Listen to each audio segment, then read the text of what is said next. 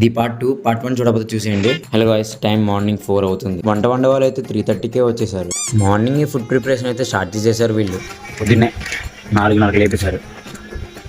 నోట్లో పొలైట్ అయితే బ్రష్ చేసుకుంటే అయిపోతాయి. లొకేషన్ మాత్రం మార్నింగ్ టైంలో చల్లగానే ఉంది, కానీ మార్నింగ్ 10 దాటితే చాలు దోల తీరిపోతుంది. ఇక్కడ మొదలెడితే ఆ చివరి దాకా టెంటే. సన్ రైజ్ చూద్దామని పైకి వచ్చా, వ్యూ మాత్రం అదిరిపోయింది. ఇంకా అలా వ్యూ ఎంజాయ్ చేస్తుంటే ఇక్కడ మా కూతురు కొట్టు చేస్తున్నారు. వాళ్ళు తట్టుకోవాలి కిందకు వచ్చేసి. ఎన్ని ఫంక్షన్స్ అయినా కంపల్సరీ ఉండాల్సింది ఉండేది ఉప్మా. మా ఇంట్లో కూడా అదే ఉంది ఇప్పుడు. ఎంత అంతా కాదు, గిన్నె అంతా ఉప్మాని.